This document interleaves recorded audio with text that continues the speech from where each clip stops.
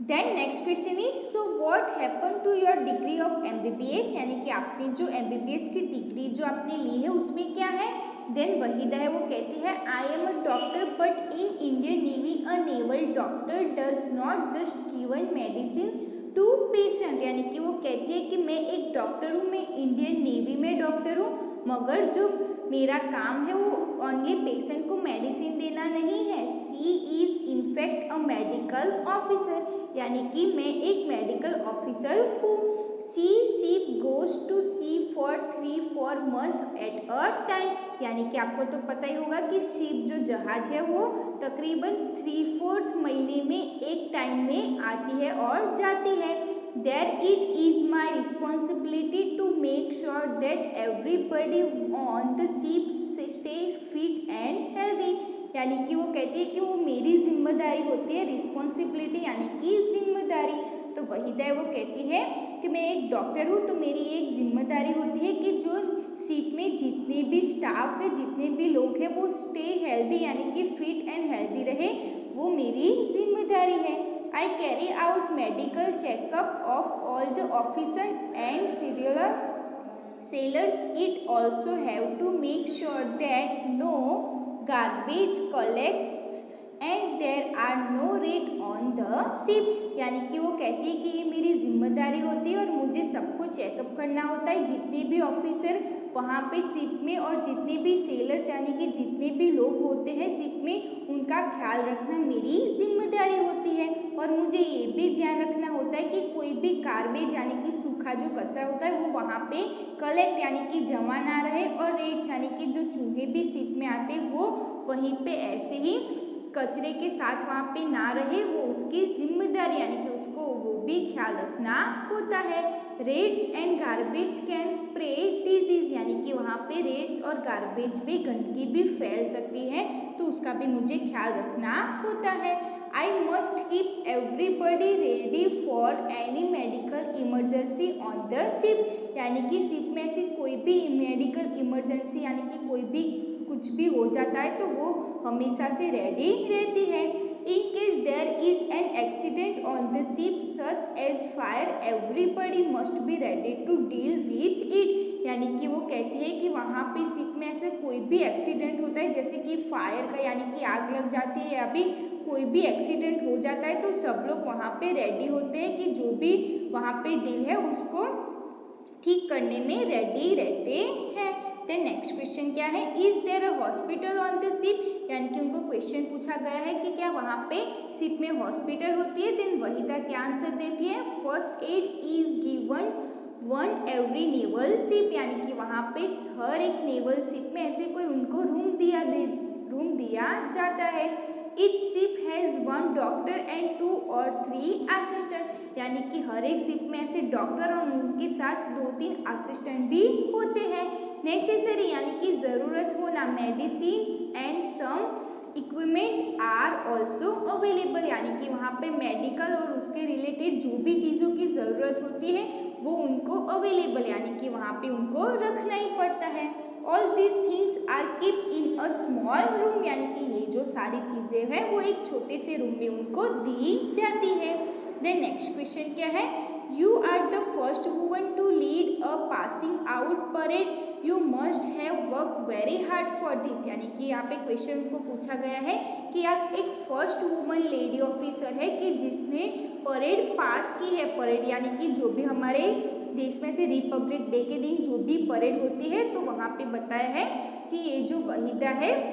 वो first woman lady है जिसने ये परेड पास की है, तो आपके उनके लिए बहुत ही मेहनत करनी पड़ी होगी। देन वहीदा क्या आंसर देती है, my senior gave this opportunity to me after seeing my performance for 3 years, यानी कि वो कहते हैं कि मेरी सीनियर यानी कि उनसे जो भी बड़े पोजीशन वाले जो भी सर या मैम होते हैं वो उनको लास्ट 3 years से उनको देखते आए हैं कि वो कैसे परफॉर्मेंस करती है, तो उनकी वजह से उनको एक अपॉर्चुनिटी यानी कि उनको तक मिला है।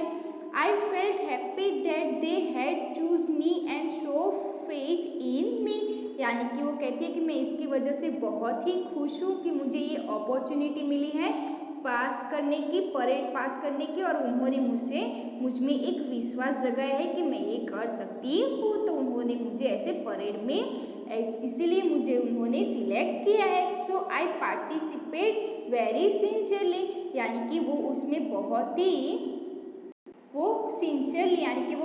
ही ध्यान से उस परेड की प्रैक्टिस भी करती है। द नेक्स्ट क्वेश्चन क्या है, tell us something about that parade, यानी कि आप उनको क्वेश्चन पूछा गया है कि आप कुछ हमें परेड के बारे में बताइए। देन वहीदा क्या कहती है, in a parade for platoon march behind the leader, यानी कि पल्टून यानी कि जो भी ग्रुप्स में कुछ मेंबर बटे हुए होते हैं, कुछ ग्रुप्स में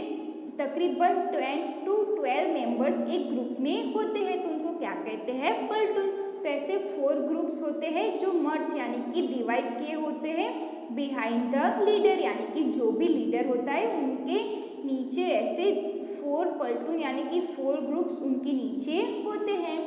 36 commands have to be given during the entire parade, यानी कि उनको परेड में ऐसे 36 कमांड उनको दिए जाते हैं। This must be give in a very loud voice so that it heard till the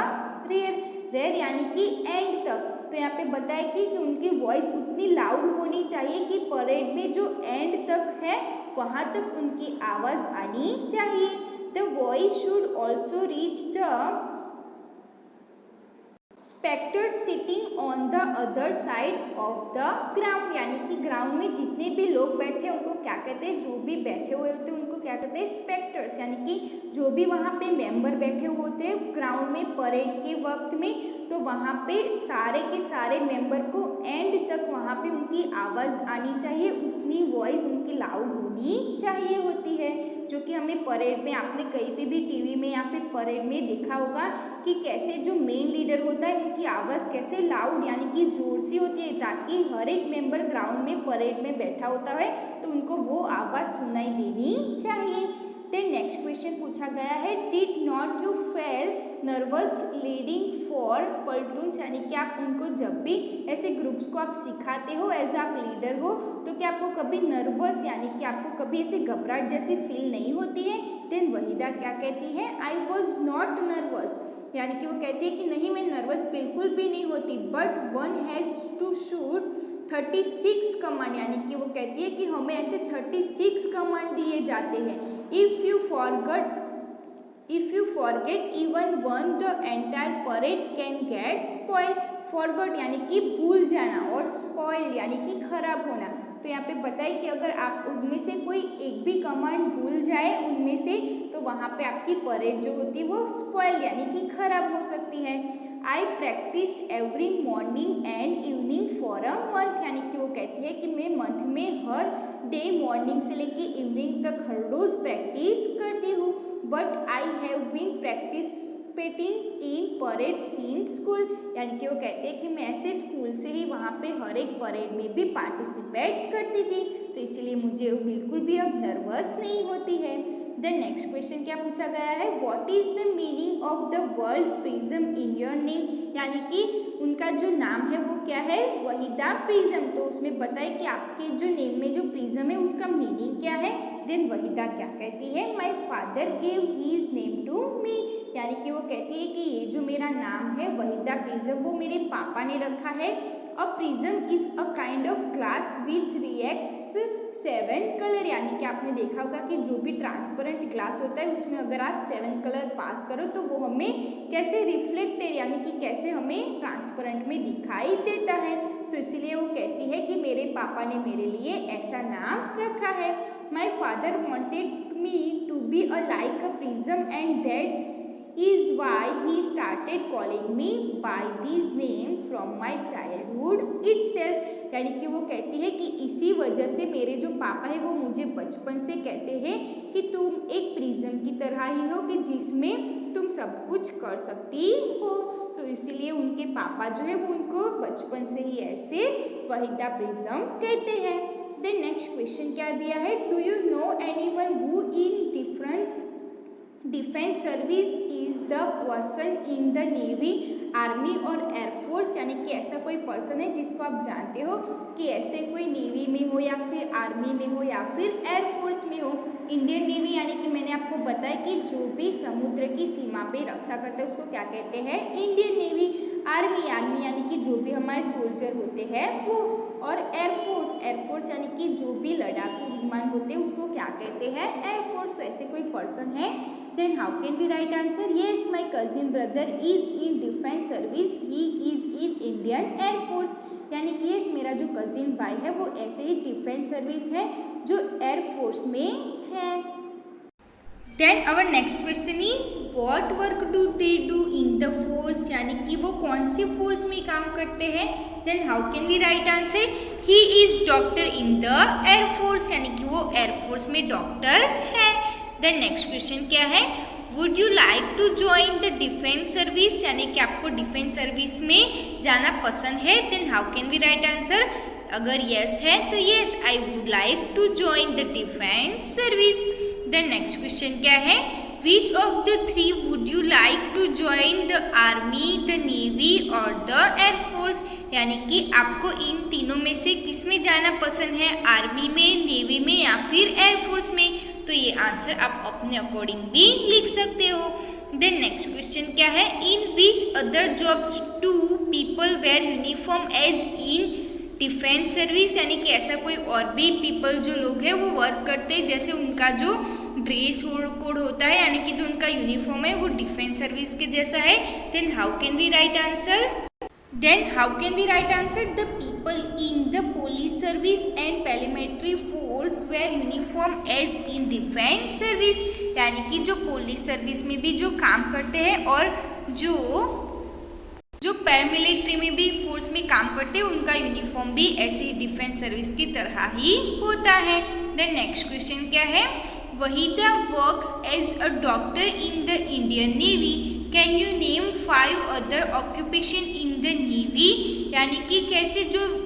वनीदा है वो कैसे इंडियन नेवी में डॉक्टर है, तो ऐसे और कोई भी नेम्स है जिनके नेवी में ऐसे और भी लोग होते हैं। Then how can we write answer, जैसे कि नेवी में कुक भी होते हैं, क्लीनर भी होते हैं, ड्राइवर भी होते हैं, पायलट भी होते हैं और नर्स भी होते हैं जैसे इंडियन नेवी में, यानी कि इंडियन फोर्स में, नेवी में ऐसे और भी लोग होते हैं। देन नेक्स्ट क्वेश्चन क्या है,